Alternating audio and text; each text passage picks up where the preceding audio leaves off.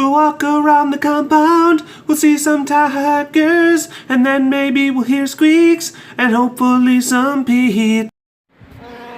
Hi, beautiful.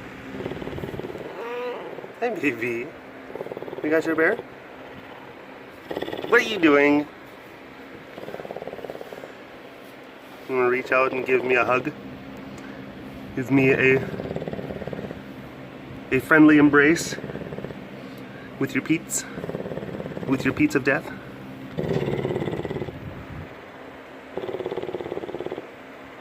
Yeah. Sweet girl.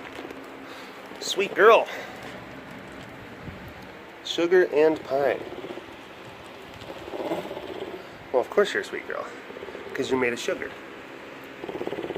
Look at you. Look at you.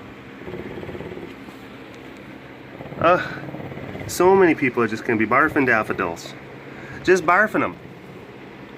Watching this. They're like, how could Tawny get any cuter?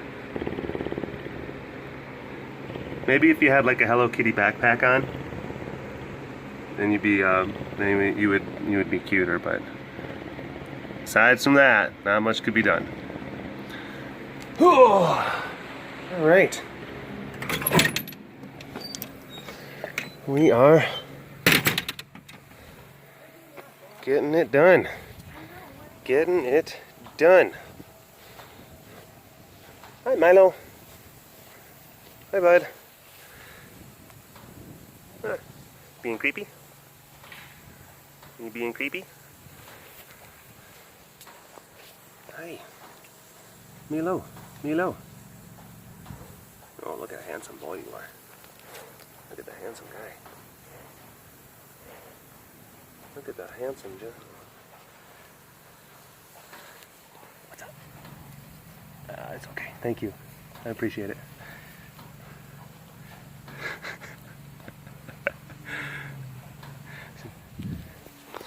Hello, all you big cat lovers out there. It's me, Derek, again. Welcome to another super duper fantastic walk around the compound webcast. Oh my gosh, got a bit of a head rush from standing up so quickly. That was Denise. She's one of our volunteers. She came up. She had feathers, and she's like holding. She's like, "What a feather?" And I'm like, webcasting. I'm like, what's going on? It kind of sent me through a loop. And it's not, well, okay, and one thing you gotta realize about like doing the webcast, it's not like because obviously I'm letting other people, like I like to showcase other people in the webcast, but then sometimes it throws me off when other people are around.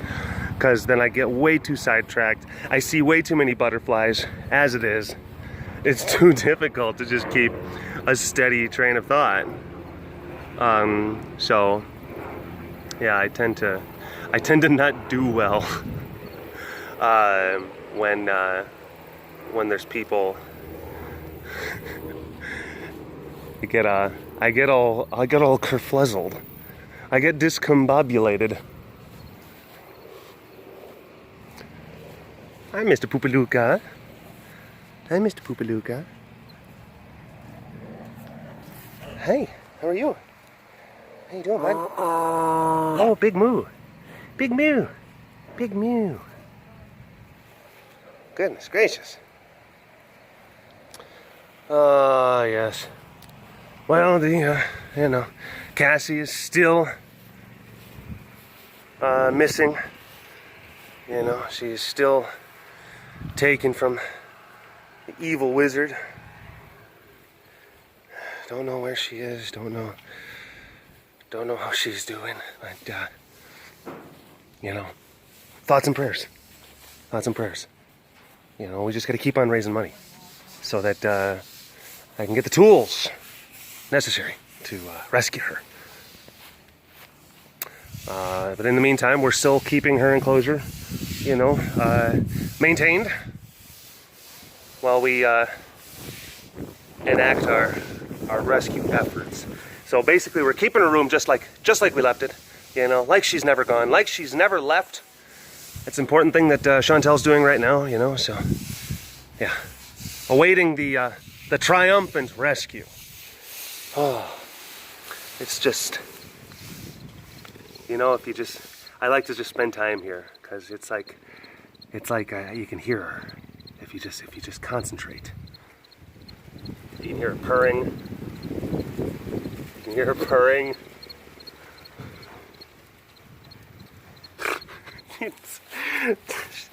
Oh my gosh, she is not going. If she were here, she would not be going along with the bit at all. Look at that little Pete. Look at that little Bob Kitty Pete. Hey, little Bob Kitty Pete.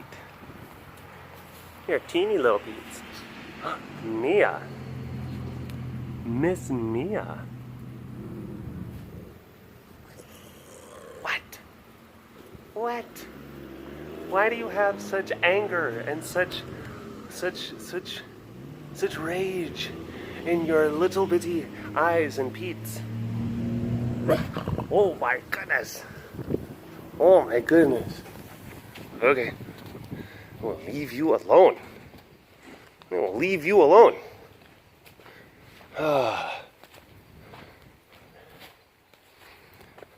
Yano, do you have anything to add to the conversation?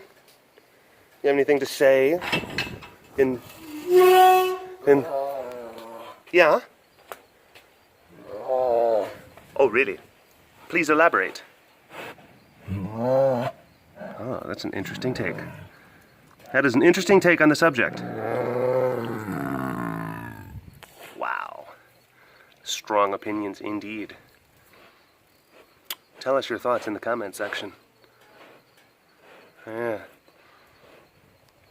Oh, not the last webcast, because the last webcast was technically filmed this morning. Ah, the magic of cameras and the internet. No, the one before last, where talking about safe spaces and trigger warnings and stuff like that. Really, a lot of I guess you could say I triggered quite the conversation. But I digress. But no, there was a lot of really interesting points that people made, and it's hard because it's such a complex topic, and I know that I was paraphrasing. Maybe not paraphrasing, but I was really condensing and trying to do the TLDR version of what amounts to a very, very complex topic. So.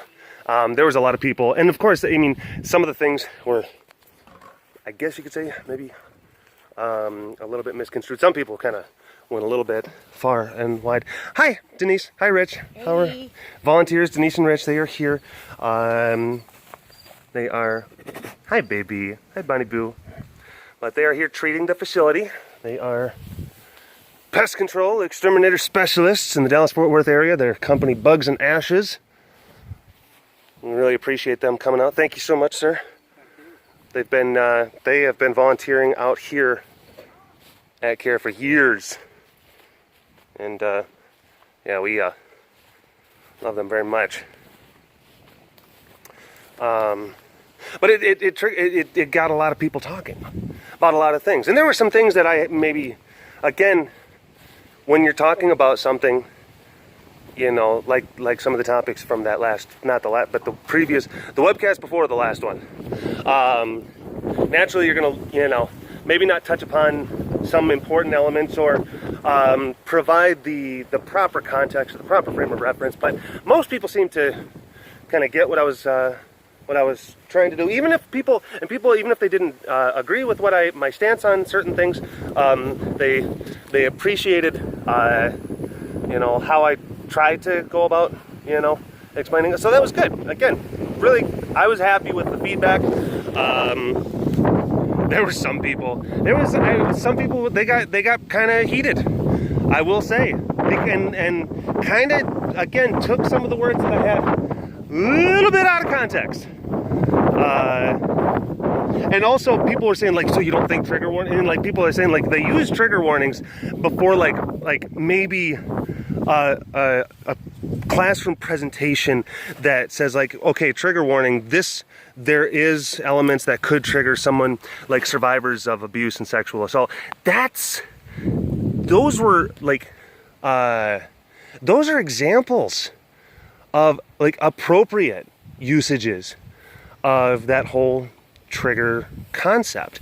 Those are examples of appropriate uses of those things. What I was talking about were people basically saying like, oh, the Starbucks person didn't get my order right. I feel marginalized. I am being triggered. I mean, like stuff like that. That's what I was getting at. And then some people, they just took it kind of as an excuse to kind of jump on the Outrage Express. Oh, really, Derek? Really? That's what you think? Like, whoa, whoa, whoa, whoa, whoa. Remember what I talked about before? Just like, hey, just because it can seem a little bit counter, I guess, to some of the things that you hold true to your narrative doesn't necessarily mean that I'm not, we're not on the same side. I just wanted to touch upon some of those things.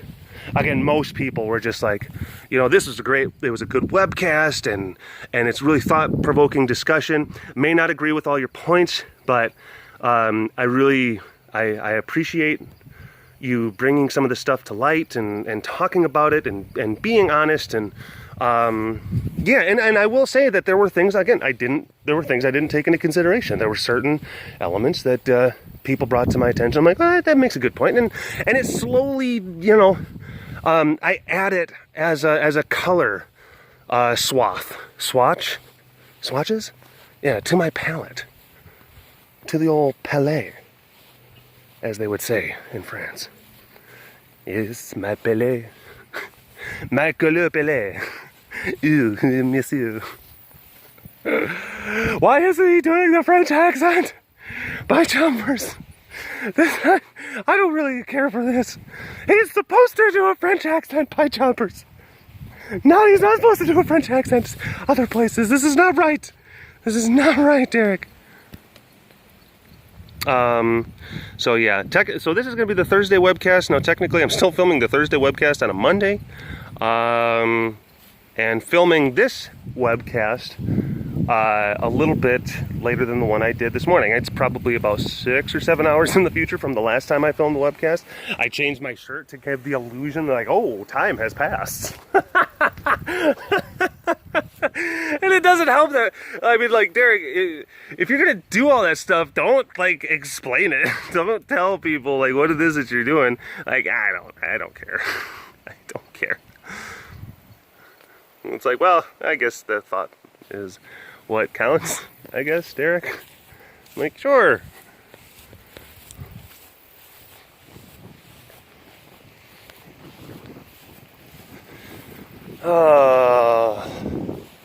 Afternoon time, and it's warm. But yeah, this is, I gotta head back out of town this afternoon, so I had to make sure to get the Thursday webcast filmed and in the can, so to speak, in the can, so that I can edit it and post it.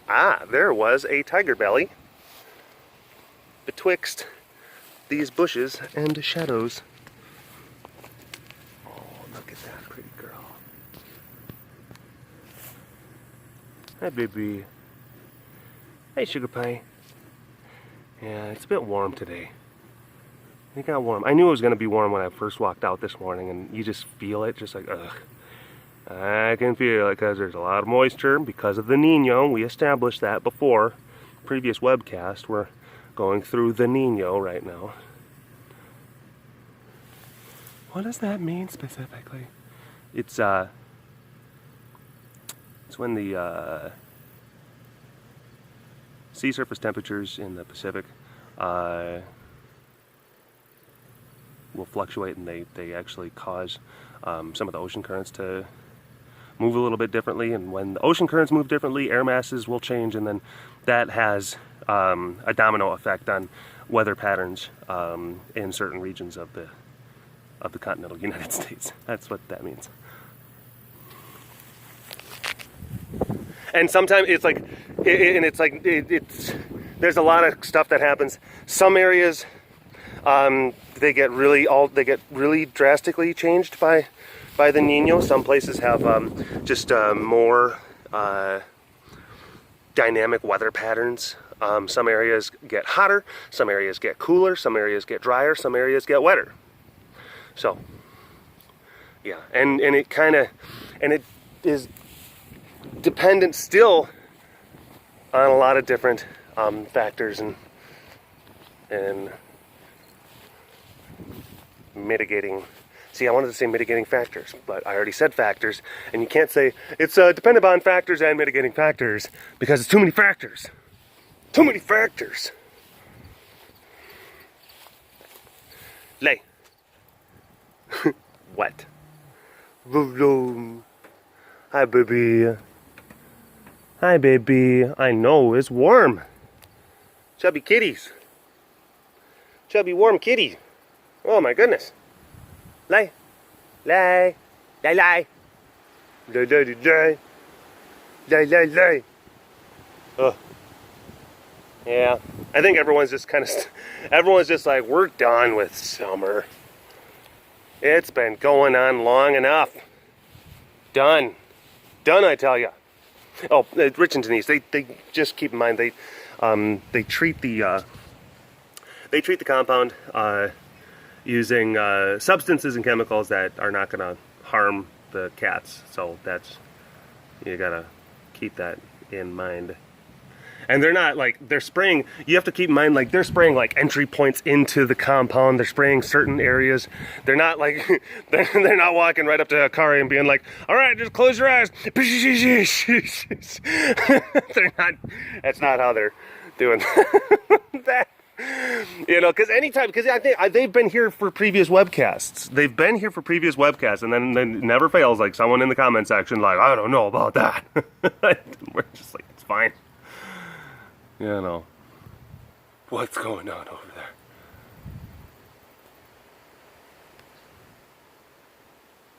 Jenny McCarthy told me never to hire a pesticidal person. Like, what? Why would you listen? She's not an expert in these things. Oh boy. I think that she's come out to kind of recant a lot of her former stances on a lot of that stuff and say, like, look, you know, I think, I'm not sure, I'm not 100% sure, I probably should have maybe researched something like that before, you know, start talking about it, but I want to say that she's kind of said, like, okay, look, I was kind of misinformed about a lot of the vaccines cause autism stuff, and it was based on, like, faulty studies that have been discounted by a dude that actually lost his medical license. He lost his ability to practice medicine, which is where the original theory for why, you know, the whole vaccines cause autism kind of thing. I think that she has since, like, recanted that statement. But here's the thing, it's like, if you say, like, a bunch of things publicly and your words get really adopted and cause a movement, regardless of whether or not, like, oh crap, I was wrong, what's done is done. Like, people, there's a lot of people that still really, really believe it. Yeah, that's just, it's a lot of horse hooey. Okay, I'm sorry to use the salty language. I know that the Walk Around the Compound webcast is usually a little bit more family friendly, but it's a topic I feel strongly about, passionate about. So, yeah, horse hooey. But yeah, those claims they're kind of, yeah, and they've caused a lot of damage. A lot of people say, I'm not going to get my kids vaccinated. I'm not going to get my kids vaccinated. And then meanwhile, you have, like, outbreaks of, like, measles and polio, like, popping back up in first world nations. It's ridiculous. Like, diseases and sicknesses, hi, sugar pie, that should have been eradicated, like, in the last century. Age-old diseases that have been the scourge of humankind for hundreds of years. We finally developed processes in which to effectively eliminate these things. And then you see them coming back because of, again, people's adherence to pseudoscience and pseudoscientific claims. And people like, well, certain studies say, and well, the science should, but it's like a lot of times people talk about science without actually talking about science. They talk about what they think is science, but like when you got to really realize that you got to talk about, like when you're talking about science, you got to really kind of make sure that you're talking about stuff that is stuff that gets published in legitimate scientific and medical journals, stuff that can be reviewed by peers. That's what peer-reviewed means. That's what that stands for. It can withstand rigorous analysis. It can be repeated.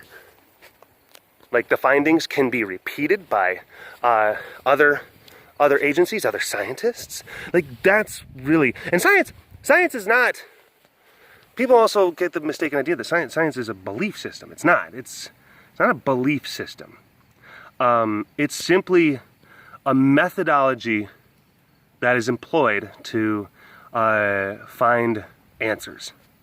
It's a matter of thinking.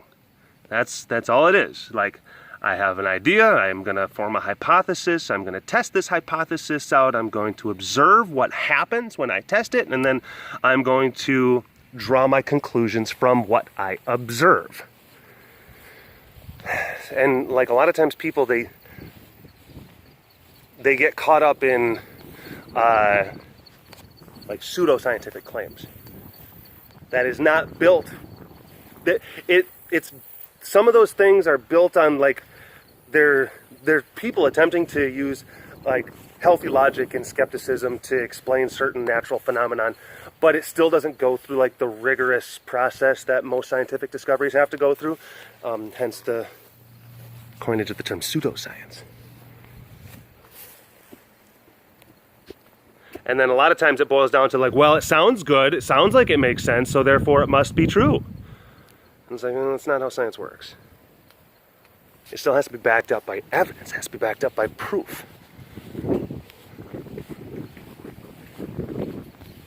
But yeah, the whole, the vaccines cause autism stuff. I'm sure that there's a lot of, and I know that there's a lot of, parents out there who follow this content, who watch the webcasts and the different videos, and they've messaged me and they said like I'm a parent of a child with autism, and they actually, it's weird, they say like a lot of the content actually is really good for my autistic child. There's something especially like about I've had a couple parents say that like the walk-up vines where the cats are just simply walking up to the fence, that's like that's very soothing. The repetition, and that's like it kind of makes their autistic child it taps into like a good place for them. And yeah, and I never anticipated that to be the case, but I'm so happy that did. You don't have to do, okay, that's better. Don't try to just exert dominance. Just be nice. It's not always about that.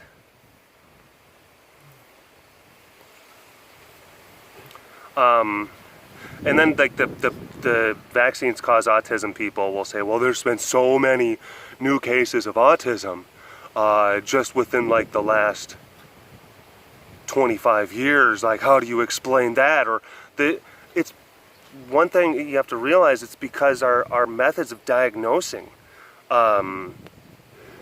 the individuals who fall somewhere on the autism spectrum is a lot more specific and nuanced than it ever was before. A lot more. So there are a lot more official diagnoses that are being handed down, whereas before it would have slipped through the cracks. It would have not passed by the radar. So that's one of the major reasons why the data is suggesting like heightened incidence, of autism. It's because we're just getting better at diagnosing it and identifying it. That's it. So yeah, and I'm not going to be, look, who knows, there could be, you never know if there's like some sort of external variable kind of thing that could contribute to that. But until that's proven, like definitively proven through actual science and not pseudoscience, I am going to cast my lot with those in the medical science profession who say that the whole vaccines autism correlation is a bunch of bunk. I'm gonna believe them.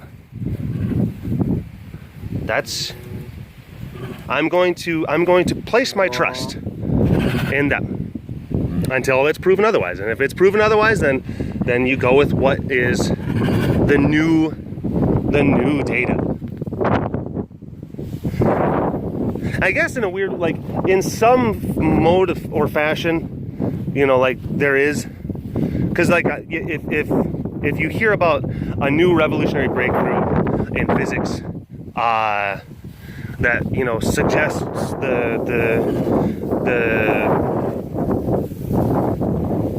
that some astronomical, you know, body exists, but we just haven't really necessarily, like black holes were a good example of that, where it's like Stephen Hawking said just like, yeah, no, like mathematically black holes are a thing, they exist, and then it weren't able to actually prove until fairly recently. I think like within like the last 15 years, something like that, where enough data was accumulated to make it definitive, proven science, like to turn something that was a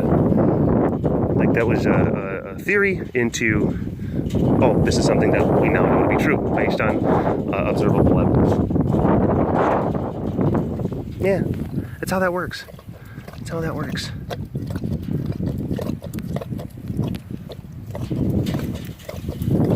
Oh, and that's the, yeah, because that's the other thing. It's like, okay, you know, people say like, well, it's just a theory. I mean, because I guess like while it was like just a mathematical construct, like there were like black holes were theories. Like in science, theories aren't just like, it's my best guess. No, theories are basically just like, we are this close to just proving definitively that they are, but there's still a couple elements that are not accounted for yet. But it's basically like, there's a 500-piece puzzle, and it's a puzzle of like some kittens and some balloons, and we're missing about you know, like 15 or 20 pieces out of the 500-piece puzzle, but we can still put everything together, and I have a pretty good idea that this is a puzzle of some kittens and some balloons. And but by the rigorous standards of science, I can't yet say that this is definitively a puzzle of kittens and balloons.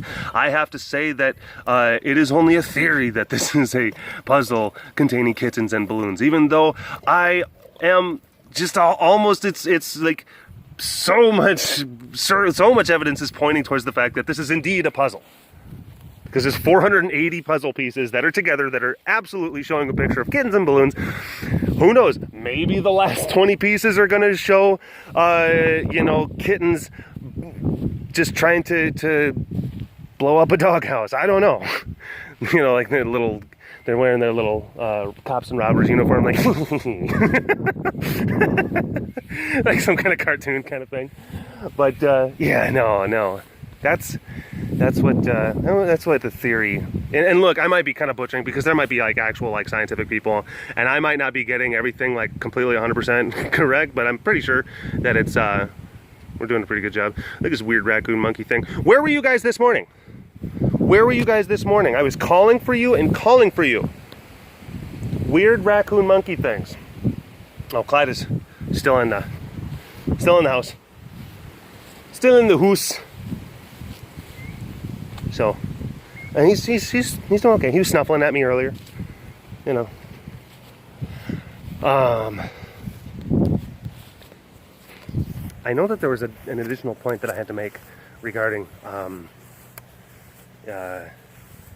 some of the, I think that there was, I do this a lot where I talk, I get onto one tangent and then I kind of branch off into another one and I branch off into another one and then I don't finish the point of the first, and I'm circling back around in my mind to the whole vaccines and autism thing, and then what that means for scientific-based conjecture.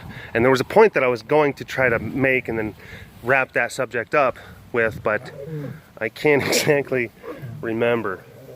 Had something to do, yeah, oh well, I've talked enough about peer-reviewed science and what it actually, what actual science is and what pseudoscience is, and even that stuff you got to kind of take it with a grain of salt.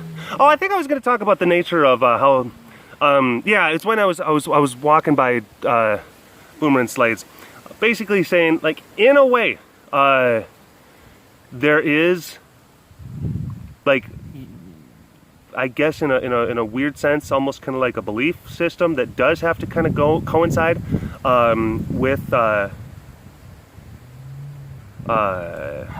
scientific discovery. And this is just me talking, this is not other scientists like reviewing each other's data. I'm talking about me as a layperson having to put my belief and my trust in the findings of science and people who are smarter who came before me. Every single time I get into a vehicle, every single time I drive my car, I am putting my belief, I'm putting my faith in the scientists and the engineers who designed that vehicle, that thing is not going to just blow up and kill me. I mean, there's stuff like that. And it's like, so when I hear about, like, okay, well, there's this new discovery, that's what I was getting at. When I hear about a new scientific discovery that is made, I tend to inherently give that benefit of the doubt kind of thing. Like, okay, well, that's what they're claiming, and they stake their reputations on it, and it seems like it's widely accepted amongst the scientific community. So therefore, I will put my faith in the idea that it is something that is true. Because you look at, like, all the things, like you look at the electrical lines that we have, and you look at the computers that I'm able to, I mean, you look at the smartphone that I'm using to record this whole webcast right here. I mean, all of those things were developed, by people employing, scientific methodologies. The fact that we now have doubled our average human life expectancy just within, like, the last 200 years is all based on advancements within medical science. So those are things that you can kind of point to and just be like, there. So yeah, that's, and that kind of, that goes into all sorts of existential and religious questions. That goes into all sorts of different types of things, which we can go and talk about in a different day, in a different cast. My eyes my mind is open to the universe and everything that it has in store. We can talk about some of that stuff, but I've kind of been babbling a lot about different things. Either way, food for thought. Yeah, there you go.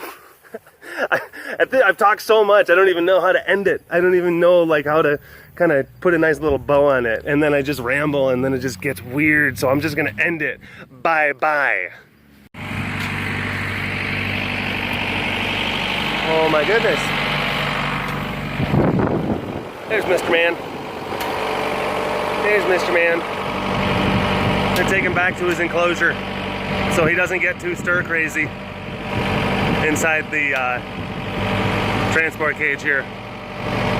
And that was just happening. Heidi was just getting him loaded up as the webcast was finishing, and I was walking up from the bottom part of the lower part of the compound up to here. So yeah. Oh.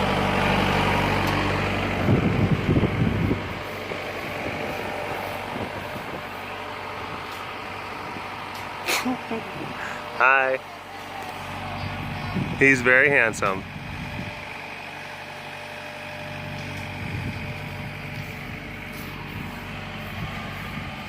All right, so. Fun times. Fun times. All right, just moving them back and forth. So I gotta help Heidi. So, all right, for real. Talk to you later. Bye-bye. Hey, Bonnie. Okay. Yeah, I know. It's been a few days. Okay. All right, go see him.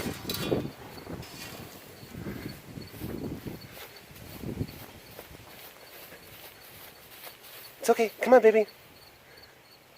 Come on, baby. Here, Bonnie Boo. Bonnie.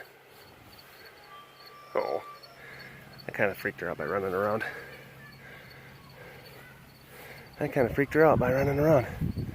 She stopped. Clyde. Stinky face. Stinky facing. Stinky facing, Mr. Man. Stinky facing. Come on. Let's go see Bonnie.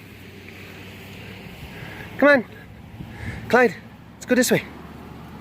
Clyde, Clyde. Clyde, Clyde. Clyde. Clyde. Clyde. Come on. Come on. Come on, let's go. Ugh. Really? Ah. I was hoping for a snuffly and heartfelt homecoming. Yeah, I know. It didn't work out. I'm sorry, Bonnie. She's like, I don't know what's going on. When you ran around, she did. She looked at me, and then she was just like, She backed up, and then she like, I was just trying to get the shot. I was just trying to get the camera shot, just the right angles. That's all I was doing. All right.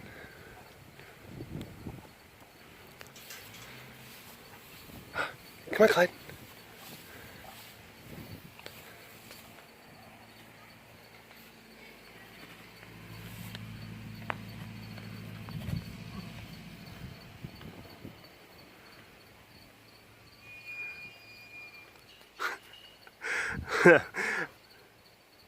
Bonnie's like, where have you been? Clyde's just like, leave me alone.